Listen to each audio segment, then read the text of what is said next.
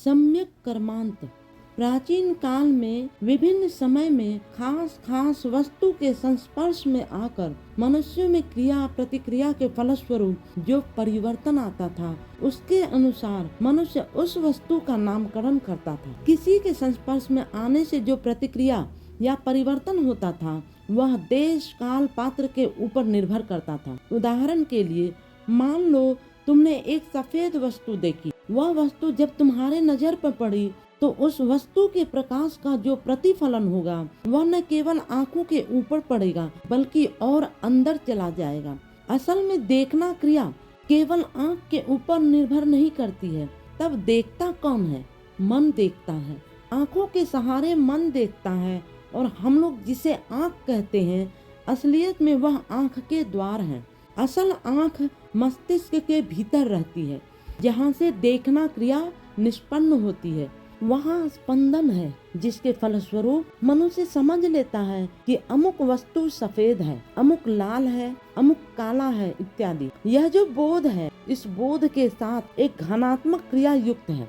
मान लो एक सफेद रंग की वस्तु का बोध हुआ। वह जो सफेद या श्वेत वर्णात्मक स्पंदन है जो बाहर से आया है, उसकी भी एक प्रतिक्रिया मूलक स्पंदन मन के भीतर बनेगा। वह एक वर्ब या क्रियापद है, संज्ञा नहीं है, विशेषण भी नहीं है। When it is movement, it is verb। यह जो श्वेत वर्णात्मक स्पंदन है, उसकी ध्वनि कैसी है? धब धब। कैसा सफेद? धब धब सफेद। यह जो धब धब धब है, यह एक क्रिया है जिससे संस्कृत भाषा में धबल शब्द निष्पन्न हुआ है। धब नाम का एक धातु रूप बना है। क्रिया का अर्थ है धातु। धब जोर अल जोर ला, धातु ड अर्थात धबल, जिसका अर्थ है धब धब क्रिया का आधार।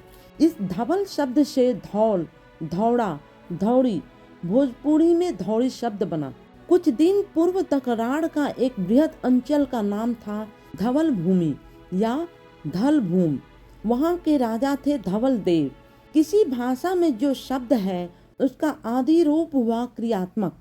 कर्म में ही सब कुछ की उत्पत्ति है और निष्कर्म में ही सब कुछ का विनाश है। इसलिए मैं कहता हूँ कि तुम लोग काम करते करते आगे बढ़ो और कर्म के माध्यम से ही सर्वार्थ सिद्धि होगी। अब कर्म क्या है? क्री धातु के साथ मन प्रत्यय जोड़कर कर्म शब्द निष्पन्न हुआ है। क्रिया के अंत में जो सफिक्स युक्त होता है, उसको संस्कृत भाषा में प्रत्यय कहा जाता है और प्रीफिक्स को संस्कृत में उपसर्ग कहा जाता है।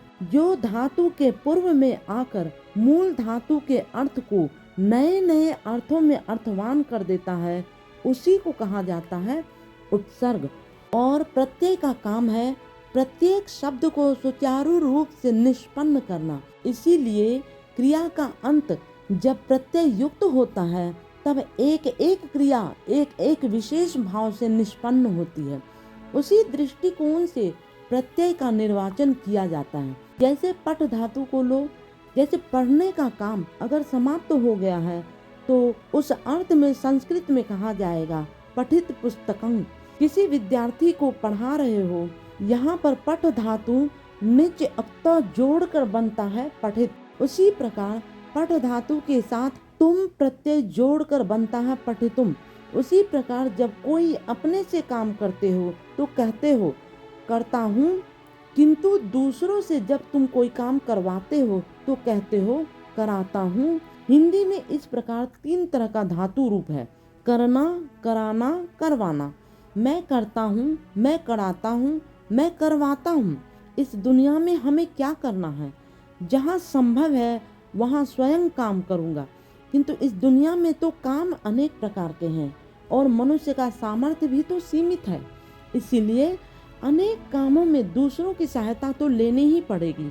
मान लो तुम्हें प्यास लगी है, क्या तुम मिट्टी खोदकर कुआं बनाकर बाल्टी से पानी निकालकर तब ग्लास में पानी पियोगे? लेकिन ऐसा नहीं करते हो। जब प्यास लगती है तो दूसरों के कुआं से पानी निकालकर उस पानी से प्यास बुझाते हो। उस अवस्था में तुम अपने से कुआं नहीं बनाते हो, दूसरों से बनवा लेते हो। अपने से बाल्टी लेकर पानी भी नहीं निकालते हो, दूसरों से निकलवा लेते हो। इस तरह पृथ्वी में काम अनेक है और व्यक्ति का सामर्थ्य बहुत ही सीमित है। इसीलिए बहुत से काम मिलजुल कर करना होगा। जो काम अकेले संभव नहीं है वह दूसरों से करवाना होगा। काम स्वयं करो या करवाओ, काम तो करना होगा।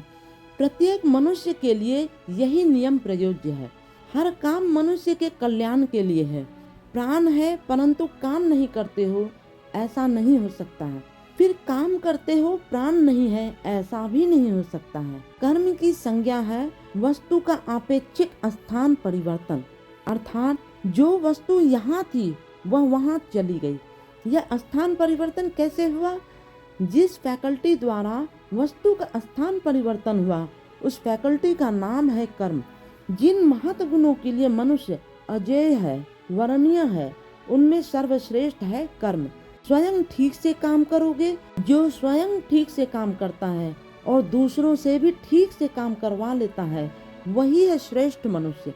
प्रत्येक मनुष्य एक ही तरह का काम नहीं करता है या दूसरों से नहीं करवाता है। भिन्न भिन्न लोगों की कर्म पद्धति भी भिन्न भिन्न होती है। इस कर्म पद्धति की श्रेष्ठता के अनुसार किसी मनुष्य का श्रेष्ठत्व निरूपित या निर्धारित होता है। याद रखोगे, जो काम तुम्हारे हाथ में असमाप्त पड़ा है उसे सुचारू रूप से तुम्हें संपन्न करना होगा। बौद्ध दर्शन में जो अष्टशील है उसका एक शील है सम्यक कर्मांत। इसका अर्थ है मनुष्य जिस काम को हाथ में लेगा उस काम को सुंदर ढंग से, निष्कलुष ढंग से संपन्न करेगा। वहाँ किसी प्रकार की त्रुटि का अवकाश नहीं रहेगा। Finish should always be perfect. Shri Shri Anand Murti ji, परम पिता बाबा की जय। मोकामा 22 जून 1980 ईस्वी।